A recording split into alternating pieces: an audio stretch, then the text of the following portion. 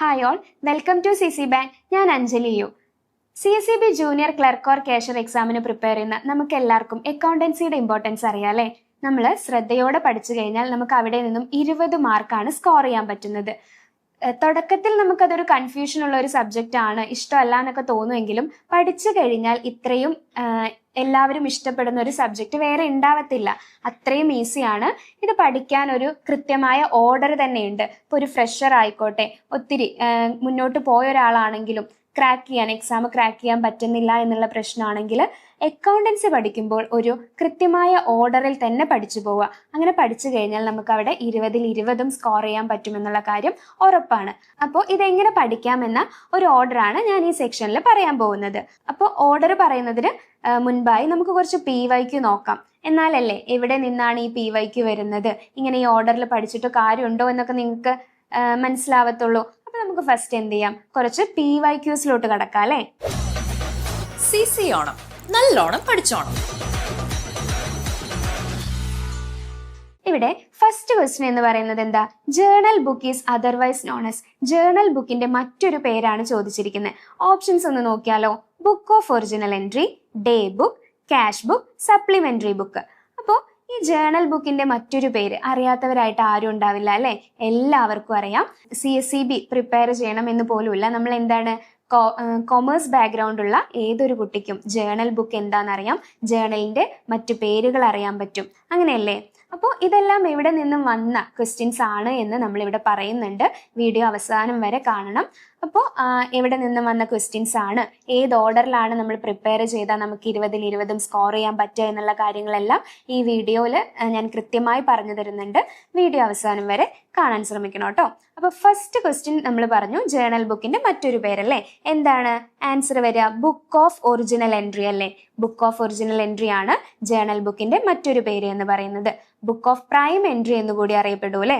Question 1060/2025 ആണ്, ഈയിടെ വന്ന ഒരു ക്വസ്റ്റ്യൻ ആണ്, അതും ജേർണൽ ബുക്കിന്റെ മറ്റൊരു പേര്. അപ്പൊ അത്രയും ബേസ് ആയ ടോപ്പിക്കിൽ നിന്ന് വരെ എന്ത് വരുന്നുണ്ട്, ചോദ്യങ്ങൾ വരുന്നുണ്ട്. നമ്മൾ ബേസ് ആണ് എന്ന് പറഞ്ഞ് സ്കിപ്പ് ചെയ്യാൻ പാടത്തില്ല. ഇപ്പൊ ഫസ്റ്റ് മൊഡ്യൂളിൽ മുതൽ എന്ത് പറയുന്നു ആ എല്ലാ കാര്യങ്ങളും നമ്മൾ കൃത്യമായി പഠിച്ചു പോവുക. അപ്പൊ ആ ഒരു ഓർഡർ ഞാൻ നിങ്ങൾക്ക് പറഞ്ഞു തരാം. നെക്സ്റ്റ് ക്വസ്റ്റ്യൻ നമുക്ക് നോക്കിയാലോ. Name the process when a transaction is entered in the books of account. Books of അക്കൗണ്ടിലോട്ട് ട്രാൻസാക്ഷൻ എൻ്റർ ചെയ്യുന്ന പ്രോസസ്സിന്റെ പേരാണ് ചോദിച്ചിരിക്കുന്നത് അല്ലേ. നമുക്കറിയാം എന്താണ് ബുക്സ് ഓഫ് അക്കൗണ്ട്. നമ്മൾ പറഞ്ഞു ബുക്ക് ഓഫ് ഒറിജിനൽ എൻട്രി എന്താണെന്ന് പറഞ്ഞു, ജേർണൽ ആണെന്ന് പറഞ്ഞു. അപ്പൊ ഈ ജേർണലിലോട്ട് എഴുതുന്ന ട്രാൻസാക്ഷന്റെ പേര് എന്തായിരിക്കും? ജേർണലൈസിങ് എന്നായിരിക്കും അല്ലേ. അപ്പോൾ കറക്റ്റ് ആൻസർ വരുന്നത് ഓപ്ഷൻ C ആണ്. ദെൻ മറ്റൊരു ക്വസ്റ്റ്യൻ കൂടി നമുക്ക് നോക്കാം. Name the process when the journal entry is transfer to ledger. ഈ ജേർണൽ എൻട്രി നമ്മളിപ്പോൾ ബുക്ക് ഓഫ് ഒറിജിനൽ എൻട്രി എന്ന് ജേർണലിനെ പറഞ്ഞു, അതിലോട്ട് എഴുതുന്നതിനെ ജേർണലൈസിങ് എന്ന് പറഞ്ഞു. അപ്പൊ നമ്മൾ ഓരോ ജേർണൽ എൻട്രിയും ലെഡ്ജറിലോട്ട് ട്രാൻസ്ഫർ ചെയ്യുന്നതിനെ പറയുന്ന പേരാണ് നെക്സ്റ്റ് ക്വസ്റ്റ്യൻ ആയി ചോദിച്ചിരിക്കുന്നത്. എന്താണ് ലെഡ്ജറിലോട്ട് മാറ്റുന്നതിനെ പറയുന്ന പേര്? പോസ്റ്റിംഗ് എന്നാണല്ലേ. അപ്പോൾ ഈ പോസ്റ്റിംഗ് ഒന്നും ഇല്ലാത്ത ക്വസ്റ്റ്യൻ പേപ്പർ ഇല്ല എന്ന് തന്നെ പറയാം.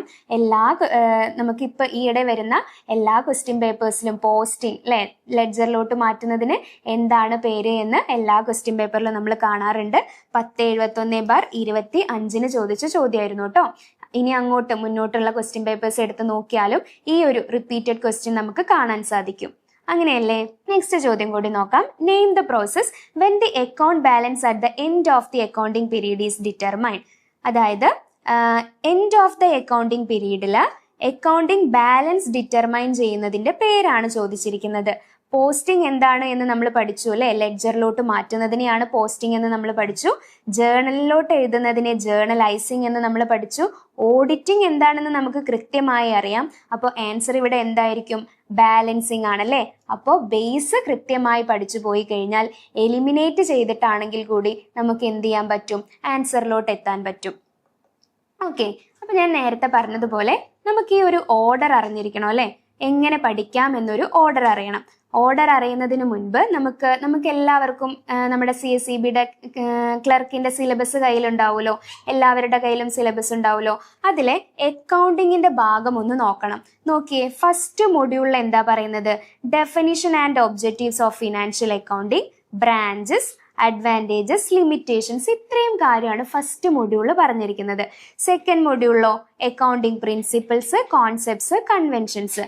ദെൻ തേർഡ് മൊഡ്യൂളിൽ നമ്മുടെ journal, ledger, subsidiary book, trial balance, errors, its rectification തുടങ്ങി ഇങ്ങനെയാണ് നമ്മുടെ സിലബസിൽ കൊടുത്തിരിക്കുന്നത്. അപ്പോൾ നമ്മൾ എങ്ങനെയാണ് പഠിക്കേണ്ടത്? ആദ്യം പഠിക്കുമ്പോൾ നമ്മുടെ മൊഡ്യൂൾ ഫസ്റ്റിൽ പറഞ്ഞതുപോലെ അക്കൗണ്ടൻസിയുടെ ഡെഫിനിഷൻ അറിഞ്ഞിരിക്കണം കേട്ടോ. ഡെഫിനിഷൻ അറിഞ്ഞിരിക്കണം. അക്കൗണ്ടൻസിയുടെ ഡെഫിനിഷൻ അറിഞ്ഞാൽ തന്നെ അത് റിലേറ്റ് ചെയ്തിട്ട് നമ്മുടെ മൊഡ്യൂൾ ഫസ്റ്റിൽ പറഞ്ഞ ഒബ്ജക്ട്സ് നമുക്ക് അറിയാൻ പറ്റും, ബ്രാഞ്ചസ് അറിയാൻ പറ്റും, അഡ്വാൻറ്റേജസ്, ലിമിറ്റേഷൻസ് തുടങ്ങിയ കാര്യങ്ങളെല്ലാം ഈ ഒറ്റ ഡെഫിനിഷനിൽ നിന്നും നമുക്ക് കവർ ചെയ്യാൻ പറ്റും. ഡെഫിനിഷൻ കഴിഞ്ഞാൽ പിന്നെ നമ്മൾ നോക്കേണ്ടത് എന്താണ്? നമുക്ക് പ്രിൻസിപ്പിൾസ് ആണ് അറിയേണ്ടത്. അക്കൗണ്ടിങ് പ്രിൻസിപ്പിൾസ് ഒരു ബുക്സ് ഓഫ് അക്കൗണ്ടിലോട്ട് എഴുതണമെങ്കിൽ പല പ്രിൻസിപ്പിൾസും നമ്മൾ ഫോളോ ചെയ്യണ്ടേ. അപ്പോൾ ഈ പ്രിൻസിപ്പിൾ അറിഞ്ഞാലാണ് നമുക്ക് എന്ത് ചെയ്യാൻ പറ്റുള്ളൂ, പിന്നീട് മുന്നോട്ട് പോകാൻ പറ്റുള്ളൂ.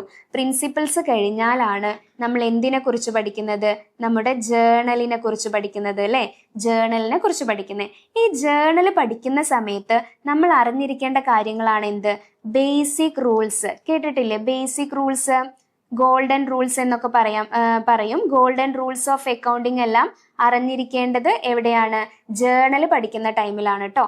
ഈ ബേസിക് റൂൾസ് പഠിക്കേണ്ട ടൈമിൽ നമ്മൾ നോക്കേണ്ടത് എന്താണ്? അസറ്റ്, നമുക്കറിയില്ലേ അസറ്റ്, എക്സ്പെൻസ്, അതുപോലെ ഇൻകം, ലയബിലിറ്റി തുടങ്ങിയ കാര്യങ്ങളെല്ലാം ഇൻക്രീസ് ചെയ്യുമ്പോൾ എന്ത് ചെയ്യണം, ഡിക്രീസ് ചെയ്യുമ്പോൾ എന്ത് ചെയ്യണം തുടങ്ങിയ ബേസിക് കാര്യങ്ങൾ അറിയണം. അത് അറിഞ്ഞതിന് ശേഷമാണ് നമ്മൾ എങ്ങോട്ട് പോവുക? ജേർണലിലോട്ട് പോവുക. പിന്നെ ഗോൾഡൻ റൂൾസ് അറിയാത്തവരായിട്ട് ആരും ഉണ്ടാവില്ല അല്ലേ? നമുക്ക് 3 അക്കൗണ്ട്സ് ഉണ്ട്. Real account, personal account, nominal account എന്ന് പറഞ്ഞ് 3 അക്കൗണ്ടുകളുണ്ട്. ഈ 3 അക്കൗണ്ടുകൾക്കും എന്തുണ്ട്? 3 റൂൾസ് ഉണ്ട്. അതാണ് നമ്മൾ ഗോൾഡൻ റൂൾസ് എന്ന് പറഞ്ഞ് അറിയപ്പെടുന്നത്. അപ്പോൾ ഇതെല്ലാം പഠിച്ചതിന് ശേഷം നമ്മൾ ഇതിൻ്റെ ഒരു ബേസ് കൃത്യമായി ഉണ്ടാക്കിയെടുത്തതിന് ശേഷമാണ് നമ്മൾ ജേർണൽ എന്താണ് എന്ന് പഠിക്കേണ്ടത്. ജേർണൽ പഠിച്ചു കഴിഞ്ഞാൽ നമ്മൾ ഓട്ടോമാറ്റിക്കലി അടുത്തത് എങ്ങോട്ടായിരിക്കും? ലെഡ്ജറിലോട്ടായിരിക്കും അല്ലേ? പിന്നെ നമ്മുടെ ആ ഒരു സിലബസിനനുസരിച്ച് നമുക്ക് മുന്നോട്ട് പോവാം. ലെഡ്ജർ കഴിഞ്ഞാൽ നമ്മുടെ ട്രയൽ ബാലൻസ്. ട്രയൽ ബാലൻസ് പഠിക്കുമ്പോൾ ഉറപ്പായും പഠിക്കേണ്ട കാര്യമാണ് എന്ത്? Trial ബാലൻസിന്റെ errors. ഇറേഴ്സ് എന്തെന്ന് മാത്രം പഠിച്ചാൽ പോരാ, അത് റെക്ടിഫൈ ചെയ്യേണ്ടത് എന്താണ് എന്ന് കൂടി നോക്കണം കേട്ടോ. അപ്പൊ ജേർണലിന്റെ കൂടെ നമ്മൾ എന്തുകൂടെ നോക്കും? ഈ ജേർണലിന്റെ സബ് ഡിവിഷൻസ് കൂടെ നോക്കൂ അല്ലെ? പർച്ചേസ് ബുക്ക്, സെയിൽസ് ബുക്ക് തുടങ്ങിയ സബ് ഡിവിഷൻസ് കൂടെ നോക്കും. അപ്പൊ ഈ ഒരു ഓർഡർ കൃത്യമായി നമ്മൾ നോക്കിക്കഴിഞ്ഞാൽ, ഈ ഒരു ഓർഡറിൽ തന്നെ നോക്കിക്കഴിഞ്ഞാൽ നമുക്ക് എന്താണ് 20ൽ 20 സ്കോർ ചെയ്യാം. അതായത് കൃത്യമായി ഇതിലെല്ലാം എന്താണ് പറയുന്നത് എന്ന് നമ്മൾ പഠിച്ചു പോവാം. ഓക്കെ, അപ്പൊ ഈ ഒരു ഓർഡറിൽ പോയി കഴിഞ്ഞാൽ തന്നെ നമുക്കിവിടെ 20ൽ 20 സ്കോർ ചെയ്യാൻ പറ്റും. പിന്നെ ഇപ്പൊ ഞാൻ കുറച്ച് ക്വസ്റ്റ്യൻസ് നിങ്ങളെ പരിചയപ്പെടുത്തിയല്ലോ. അവിടെ എല്ലാം നമ്മൾ കണ്ടതാണ് അല്ലേ? ലെഡ്ജറിലോട്ട് മാറ്റുന്നതിന് എന്ത് പറയും? ജേർണലിലോട്ട് മാറ്റുന്നതിന് എന്ത് പറയും? ജേർണലിന്റെ മറ്റൊരു പേരെന്ത്? തുടങ്ങിയ റിപ്പീറ്റഡ് ക്വസ്റ്റ്യൻസ് ആണ് വന്നുകൊണ്ടിരിക്കുന്നത്. അതും ഈ 25, 26 നടന്ന ക്വസ്റ്റ്യൻ പേപ്പർ എടുത്ത് നോക്കിയാൽ കാണാൻ പറ്റുന്നത്. അപ്പോൾ അവിടെയൊക്കെ എന്താണ് നമ്മൾ ഇമ്പോർട്ടൻസ് ബേസ് ആണെന്ന് പറഞ്ഞ് തള്ളിക്കളയാതെ ഇമ്പോർട്ടൻസ് കൊടുത്ത് തന്നെ മാറുക. പലർക്കും അത് ജേർണലൈസിങ്ങും പോസ്റ്റിംഗ് ഒക്കെ അങ്ങോട്ടും ഇങ്ങോട്ടും മാറും. അത് മാറാതെ ആ ഒരു ഭാഗത്തിന് സ്ട്രെസ് ചെയ്ത് കൊടുത്ത് തന്നെ പഠിക്കുക. അതിനുശേഷം പ്രിൻസിപ്പിൾസ് 1 മാർക്കിന് നമുക്ക് ചോദിക്കാവുന്ന ഒരു ഭാഗമാണ് അല്ലേ? എല്ലാ പ്രിൻസിപ്പിളും നമ്മൾ കൃത്യമായി പഠിച്ചു കഴിഞ്ഞാൽ അവിടെ നമുക്ക് 1 മാർക്ക് നഷ്ടമാവത്തില്ല. അത് കഴിഞ്ഞാൽ ജേർണല് നമുക്കൊന്നും പറയാനില്ല, ഇമ്പോർട്ടൻ്റ് ആയ ഒരു ഏരിയ തന്നെയാണ്. ഇപ്പൊ നമ്മൾ പറഞ്ഞ ഈ ജേർണലൈസിങ്ങും അതുപോലെ പോസ്റ്റിംഗ് എന്നൊക്കെ പറയുന്നത് ജേർണലിൽ നിന്നാണെങ്കിൽ കൂടി അല്ലാതെയും ഒരുപാട് ക്വസ്റ്റ്യൻസ് ജേർണലിൽ നിന്നും വരുന്നുണ്ട്.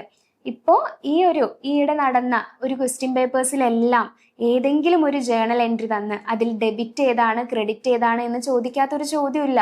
അപ്പോൾ ഏറ്റവും ഇമ്പോർട്ടൻസ് നമ്മൾ കൊടുക്കേണ്ട ഭാഗം ഈ ജേർണൽ തന്നെയാണ്. അത് പല രീതിയിലാണ് ചോദിക്കുന്നത്. ഇപ്പൊ നമുക്കറിയാം ബിൽ ഓഫ് എക്സ്ചേഞ്ച് അല്ലെ, അതുപോലെ കൺസൈൻമെന്റ്, ഇവയൊക്കെ എന്താണ് ജേർണൽ എൻട്രി എഴുതാൻ ചോദിച്ചിട്ടുണ്ട്. ഇവയുടെ ഒക്കെ ജേർണൽ എൻട്രി എഴുതാൻ ചോദിച്ചിട്ടുണ്ട്. ഇവയുടെ ഒക്കെ എഴുതണമെങ്കിൽ തന്നെ നമുക്ക് ആദ്യം എന്തറിയണം? നമ്മുടെ ബേസിക് റൂൾസ് അറിയണം. അപ്പൊ ആദ്യം നമ്മൾ എന്ത് ചെയ്യണം? പഠിച്ചെടുക്കുമ്പോൾ ജേർണല് എഴുതുന്നതിന് മുൻപ് അതിന്റെ ബേസിക് റൂൾസ് ഇത്രയും കാര്യം ക്ലിയർ ആയി പഠിച്ചെടുക്കണം. അപ്പോൾ പഠിച്ചെടുക്കുമ്പോൾ നമ്മൾ എന്താണ്? ബേസിക് റൂൾസ് കൃത്യമായി പഠിച്ചെടുക്കണം. അപ്പൊ ഇനി നമ്മൾ നോക്കാൻ പോകുന്നത് നമ്മൾ ഫസ്റ്റ് ഇമ്പോർട്ടൻസ്, അതായത് ഫസ്റ്റ് മൊഡ്യൂളിൽ ഡെഫിനിഷൻ ആണെന്ന് പഠിച്ചു. ഈ ഡെഫിനിഷൻ നമ്മൾ കാണാതെ പഠിക്കണോ? കാണാതെ പഠിക്കണോ? ഡെഫിനിഷൻ എങ്ങനെ പഠിക്കാം എന്നാണ് നമ്മൾ നോക്കുന്നത് കേട്ടോ. ഡെഫിനിഷൻ എന്ന് പറയുന്നത് നമ്മൾ കാണാതെ പഠിക്കേണ്ട ഒരു കാര്യമല്ല. കാരണം നമ്മൾ എന്ത് എക്സാം എഴുതുന്നത്? ഒബ്ജക്റ്റീവ് ടൈപ്പ് എക്സാം എഴുതുന്നത് അല്ലേ? ഉത്തരം അവിടെ തന്നെ ഉണ്ടാവും. നമ്മൾ ഡിഗ്രി എക്സാമിനൊക്കെ പ്രിപ്പയർ ചെയ്ത് പോകുന്നത് പോലെ ഡെഫിനിഷൻ കാണാതെ പഠിച്ച് പോവേണ്ട ആവശ്യമില്ല. പക്ഷേ ഈ +1 +2 ഒക്കെ പഠിച്ച് നമുക്ക് കൊമേഴ്സ് പഠിച്ച ഏതൊരാൾക്കും ഇതിന്റെ ഡെഫിനിഷൻ കാണാതെ അറിയുന്നതായിരിക്കും അല്ലേ? ഡെഫിനിഷൻ ഫുള്ളായി അറിയില്ലെങ്കിലും അതിന്റെ ഫസ്റ്റ് ലൈനെങ്കിലും നമുക്കറിയാം. Accounting is an art of recording, classifying and summarising എന്നറിയാത്ത ആരും ഉണ്ടാവത്തില്ല. അപ്പോൾ ഇതിങ്ങനെ കാണാതെ പഠിക്കുകയല്ല നമ്മൾ വേണ്ടത്. ഇതിൽ എന്താണ് പറയുന്നത് എന്ന് മാത്രം നമ്മൾ മനസ്സിലാക്കി വെച്ചാൽ മതി. ഇതിൽ നിന്നുമാണ് എന്താണ്, ഈ ഡെഫിനിഷനിൽ നിന്നും എല്ലാം എന്ത് ചോദിക്കും എന്ന് നമുക്ക് തോന്നിയേക്കാം. അപ്പോൾ അത് ഞാൻ വീഡിയോ കഴിയാറാവുമ്പോഴേക്കും നിങ്ങൾക്ക് പറഞ്ഞു തരാം. ജസ്റ്റ് ഈ ഡെഫിനിഷൻ ഒന്ന് നമുക്ക് പരിചയപ്പെടാം. ഓക്കെ, എന്താണ്, നമുക്ക് ആരാണ് ഡെഫിനിഷൻ തന്നിരിക്കുന്നത്? AICPA അല്ലേ, American institute of certified public accountants ആണ് നമുക്ക് ഒരു ഡെഫിനിഷൻ തന്നിരിക്കുന്നത്. ഇതിലെന്താ പറഞ്ഞേ? Accounting is an art of recording, classifying and summarising. എന്താണ് ഈ റെക്കോർഡിംഗ് എന്നതുകൊണ്ട് ഉദ്ദേശിക്കുന്നത്? നമുക്കറിയാം, ഒരു ബിസിനസ്സിലെ എല്ലാ ട്രാൻസാക്ഷൻസും, ക്യാഷ് ആയിക്കോട്ടെ ക്രെഡിറ്റ് ആയിക്കോട്ടെ, എല്ലാ ട്രാൻസാക്ഷൻസും റെക്കോർഡ് ചെയ്യൂ അല്ലേ? എവിടെ റെക്കോർഡ് ചെയ്യും? ബുക്സ് ഓഫ് അക്കൗണ്ടിൽ റെക്കോർഡ് ചെയ്യൂ അല്ലേ? ഓക്കെ, അപ്പൊ ഈ റെക്കോർഡ് നമ്മൾ ആദ്യം ചെയ്യുന്നത് എവിടെയാണ്? ജേണലിലാണ് ഫസ്റ്റ് റെക്കോർഡ് ചെയ്യുന്നത് കേട്ടോ. അപ്പോൾ റെക്കോർഡിംഗ് എവിടെ നടക്കുമെന്ന് ചോദിച്ചാൽ ജേണലിൽ. ഓക്കെ, ഇനി ഇങ്ങനെ ജേണലിൽ റെക്കോർഡ് ചെയ്യുന്നവ നമ്മൾ എങ്ങോട്ട് മാറ്റുമെന്ന് പറഞ്ഞു? സിമിലർ നേച്ചർ ഉള്ളവയെ ലെഡ്ജറിലോട്ട്, ഒരു ലെഡ്ജർ അക്കൗണ്ടിലോട്ട് മാറ്റുമെന്ന് പറഞ്ഞു അല്ലെ? സിമിലർ നേച്ചർ ഉള്ളവയെ. അപ്പൊ ക്ലാസിഫയിങ് നടക്കുന്നത് എവിടെയാണ്? ലെഡ്ജറിലാണല്ലേ? ജേണലിൽ ആദ്യം നമ്മൾ ട്രാൻസാക്ഷൻ എഴുതുന്നു, അതിനുശേഷം സിമിലർ നേച്ചർ ഉള്ളവയെ ഒറ്റ അക്കൗണ്ടിലോട്ട് മാറ്റുന്നു, അതായത് ലെഡ്ജറിലെ ഓരോ അക്കൗണ്ടിലോട്ട് മാറ്റുന്നു. ഇനി ഈ അക്കൗണ്ട് ബാലൻസുകൾ എന്താണ്? ലെഡ്ജർ അക്കൗണ്ട് ബാലൻസുകൾ ഒറ്റ സ്റ്റേറ്റ്മെന്റിൽ കാണണം. ഒറ്റ സ്റ്റേറ്റ്മെന്റിൽ നമുക്ക് ഈസിയായി മനസ്സിലാക്കുന്ന വിധത്തിൽ മാറ്റി എഴുതുന്നതാണ് എന്ത്? ഈ സമ്മറൈസിങ് എന്ന് പറയുന്നത്. അപ്പൊ ഈ സമ്മറൈസിങ് നടക്കുന്നത് എവിടെയാണ്? ട്രയൽ ബാലൻസിലാണ് അല്ലേ? ട്രയൽ ബാലൻസിലാണ്. അപ്പൊ എന്തൊക്കെ കാര്യങ്ങൾ നമ്മൾ ഇവിടെ പഠിച്ചു? ജേണൽ എന്താണ് എന്ന് പഠിച്ചു. ജേണലിൽ റെക്കോർഡ് ചെയ്യുമെന്ന് പറഞ്ഞു. ജേണലിൽ റെക്കോർഡ് ചെയ്യുന്നതിനെ ജേണലൈസിങ് എന്നാണ് പറയുക എന്ന് നമ്മൾ തുടക്കത്തിൽ പറഞ്ഞു അല്ലേ? ഇനി ലെഡ്ജറിൽ റെക്കോർഡ് ചെയ്യും, ലെഡ്ജറിലോട്ട് മാറ്റുമെന്ന് പറഞ്ഞില്ലേ? ലെഡ്ജറിലോട്ട് മാറ്റുന്നതിനെ എന്താ പറയാ? പോസ്റ്റിംഗ് എന്നാണ് പറയുക. അപ്പൊ നമ്മളിപ്പോ നേരത്തെ നോക്കിയ ക്വസ്റ്റ്യൻസ് എവിടെ നിന്നുള്ള ചോദ്യങ്ങളായിരുന്നു? അക്കൗണ്ടിങ്ങിലെ മൊഡ്യൂൾ പാർട്ട് 3 അല്ലെ, ജേണൽ ലെഡ്ജറിൽ നിന്നുള്ള ചോദ്യങ്ങളായിരുന്നു. അതിലെ ആണെങ്കിൽ കൂടി ഈ ഡെഫിനിഷൻ അറിയുന്ന ഒരാൾക്ക് മനസ്സിലാക്കിക്കൂടെ ഈ ചോദ്യങ്ങളുടെ ഉത്തരങ്ങളെല്ലാം? ബുക്ക് ഓഫ് ഒറിജിനൽ എൻട്രി, ജേണലിന്റെ മറ്റൊരു പേരായിരുന്നു ആദ്യത്തെ ചോദ്യം. ജേണലിലോട്ട് എഴുതുന്നതിന്റെ പേര്, അതുപോലെ ലെഡ്ജറിലോട്ട് എഴുതുന്നതിന്റെ പേര്, ഇതെല്ലാമാണ് ചോദിച്ചിരിക്കുന്നത്. ഇതെല്ലാം ഈ ഡെഫിനിഷനിൽ പറഞ്ഞിട്ടുണ്ട്.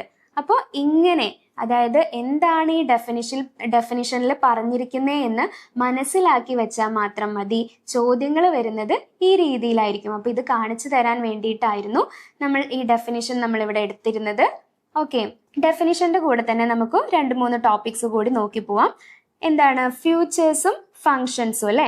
ഫ്യൂച്ചേഴ്സും ഫങ്ഷൻസും എന്താണ്?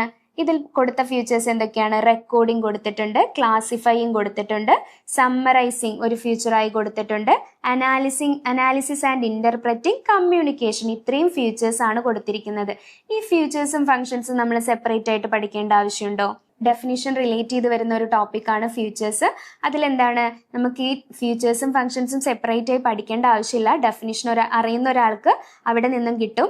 ഫസ്റ്റ് ഫ്യൂച്ചറായിട്ട് റെക്കോർഡിംഗ്, അതുപോലെ ക്ലാസിഫയിങ്, ദെൻ നമ്മൾ നേരത്തെ പറഞ്ഞ summarising, analysis and interpreting, communication. അപ്പൊ ഇത്രയും കാര്യങ്ങളാണ് ഫ്യൂച്ചേഴ്സിൽ പറയുന്നത് കേട്ടോ. റെക്കോർഡ് ചെയ്യുന്നു, ക്ലാസിഫയിങ് ചെയ്യുന്നു, സമ്മറൈസിങ് ചെയ്യുന്നു. ഇത്രയും കാര്യം നമ്മൾ പറഞ്ഞതാണ്. ഈ സമ്മറൈസ് ചെയ്ത് വെച്ച കാര്യം നമ്മൾ എന്ത് ചെയ്യുന്നു? അനാലിസിസും ഇന്റർപ്രറ്റും ചെയ്യുന്നു അല്ലെ? അതായത് എന്താണ് ഫിനാൻഷ്യൽ പൊസിഷൻ എന്നെല്ലാം അനാലിസിസ് ചെയ്യുന്നു. പിന്നീട് അത് എന്ത് ചെയ്യുന്നു? റിലേറ്റഡ് പാർട്ടീസിലോട്ട് കമ്മ്യൂണിക്കേറ്റ് കൂടി ചെയ്യുന്നു. അപ്പൊ ഇത്രയും കാര്യം ഈ ഡെഫിനിഷനിൽ പറയുന്ന കാര്യങ്ങൾ തന്നെയാണ്. അത് തന്നെയാണ് ഈ ഫ്യൂച്ചേഴ്സും ഫങ്ഷൻസുമായി പറയുന്നത്. അപ്പൊ ഈ CSEB junior clerk or cashier എക്സാമിന് പ്രിപ്പയർ ചെയ്യുന്ന നമ്മളെല്ലാവരും അക്കൗണ്ടൻസി ഈ ഒരു ഓർഡറിൽ തന്നെ പഠിച്ചു പോകാൻ ശ്രമിക്കണം. ബേസ് മുതൽ നമുക്കറിയാം ഇനി മൊഡ്യൂൾ മാറും തോറും depreciation, bill of exchange, consignment, cost accounting, management accounting തുടങ്ങിയ ടോപ്പിക്സ് എല്ലാം വരുന്നുണ്ട്. ഇതെല്ലാം പഠിക്കണമെങ്കിൽ നമ്മൾ ആദ്യം ബേസിൽ നിന്ന് തന്നെ തുടങ്ങണം. ഓക്കെ, അപ്പം നമ്മൾ ഇവിടെ ഞാൻ CSEB കോമ്പറ്റേറ്റീവ് ക്രാക്കറിലെ CSEB മെന്ററാണ്. നമ്മളിവിടെ കൊടുക്കുന്ന ക്ലാസ്സസ് ഈ ഒരു ഓർഡറിൽ തന്നെയാണ്. ഓരോ മൊഡ്യൂളും അതിൻ്റെ ബേസിക് റൂൾസ് മുതൽ കൃത്യമായി പറഞ്ഞു തരുന്നുണ്ട്. അപ്പോൾ ഇപ്പം നമ്മൾ CSEBയിലെ 3 month 6 month ബാച്ച് പുതിയത് സ്റ്റാർട്ട് ചെയ്തിട്ടുണ്ട്. അഡ്മിഷനുമായി ബന്ധപ്പെട്ട് സ്ക്രീനിൽ കാണുന്ന ഈ നമ്പറിൽ നിങ്ങൾക്ക് കോൺടാക്ട് ചെയ്യാവുന്നതാണ്. ഈ വീഡിയോ നിങ്ങൾക്ക് ഇഷ്ടപ്പെട്ടു എന്ന് കരുതുന്നു. പുതിയ വീഡിയോസുമായി വീണ്ടും കാണാം. Thank you. CC ഓണം, നല്ലോണം പഠിച്ചോണം.